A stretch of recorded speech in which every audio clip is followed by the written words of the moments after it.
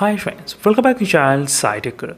In this we're going to compare the Realme GT Neo 2 versus Poco F3 GT device. So which phone is the best option to buy during the Flipkart sale?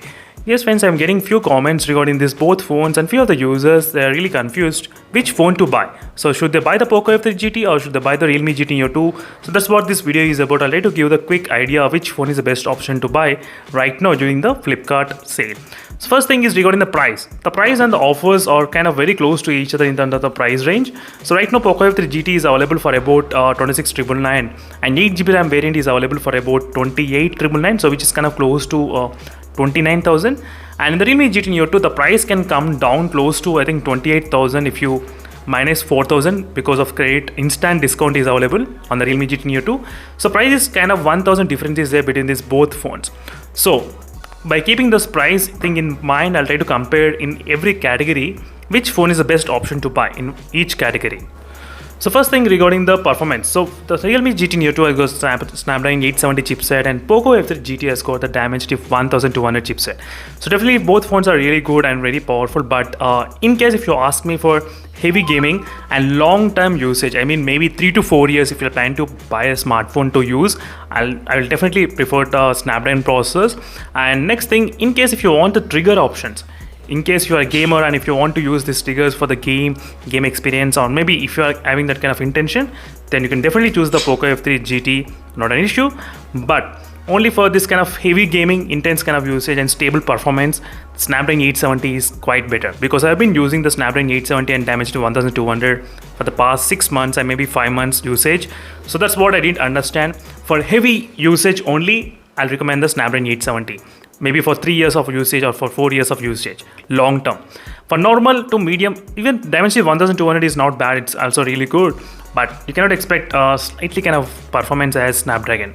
And next thing regarding the benchmarks, you can totally forget about the benchmarks, because the Poco F3 GT has got close to 6 lakhs benchmark and 7 lakhs 20,000 benchmark. So there's a huge difference between these both phones regarding the benchmark wise. As you can see friends, 7 lakhs versus 5 lakhs 91,000. So there is a lot of difference between the benchmarks, so forget about the benchmarks. So apart from that, day-to-day task is really good, both phones no issues. So next thing, performance wise, slight points for the Realme GT Neo 2. Next thing about the display. Display, which phone is the best option to buy? For the display, no doubt, the Poco F3 GT is clear winner. Yes friends, there are a couple of reasons why the Poco F3 GT is a winner. So first thing is it has got the 10-bit OLED panel, that's also quite good. So it's kind of very close, but if you have both phones side by side and if you take a look at both phones, then you will try to notice. So if you only have the Realme GT Neo 2, you will not notice unless you keep other phones side by side.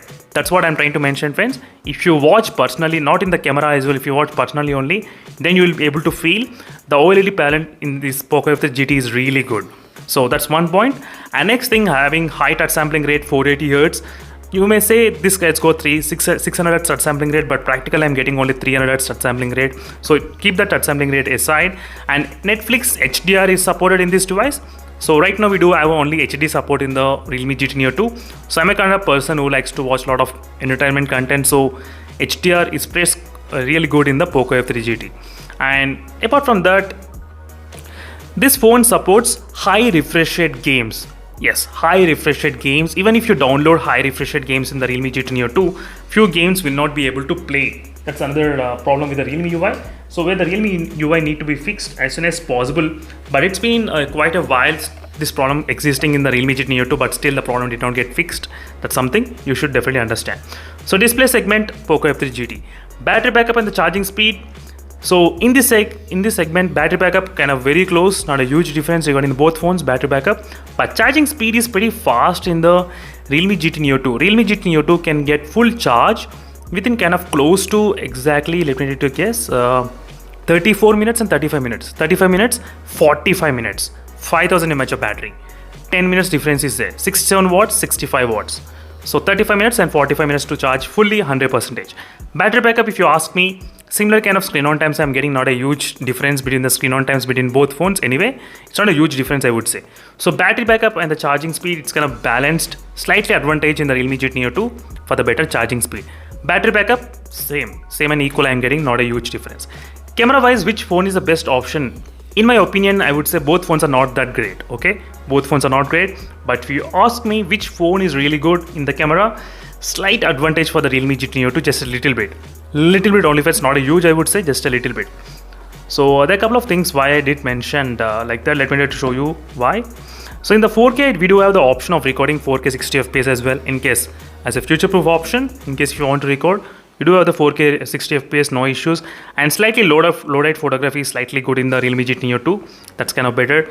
And even the Poco F3 GT is also really good, but not great. So both phones are kind of very close in the camera segment. So next, connectivity wise, Realme GT Neo 2 is really good. Yes, Wi-Fi no issues, 4G plus no issues, and 5G also, more 5G bands. So bonus point, connectivity always I'll try to prefer Realme when I compare with the Poco F3 GT. So even the Poco F3 GT has got really good everything, but there's some kind of few things which are lacking in this phone. I'll try to explain you why. I did mention, for example, the transfer link speed is not that higher in the Poco F3 GT. You can see 300 Mbps in the transfer link speed for 2.4 GHz, right? And in the Poco F3 GT, let me try to show you, the transfer link speed is only 144 Mbps. 144 with same Wi-Fi network. That's kind of something you need to know before you actually buy this device. So connectivity wise, you will be getting slightly better Wi-Fi speeds in the Realme GT Neo 2 sometimes. Yes, sometimes you will try to notice. So build quality wise, which phone is really best? Build quality wise, I can definitely say the Poco F3 GT I did like slightly because of aluminum build quality, and Realme GT Neo 2 also having in-display fingerprint scanner. That's also another advantage. This is a side mounted fingerprint scanner. That's also another slightly drawback in this segment. But both phones really feels good. But I did like this premium quality. This one, aluminum premium quality, which I did like. And loudspeaker, dual speaker is also really great in this device.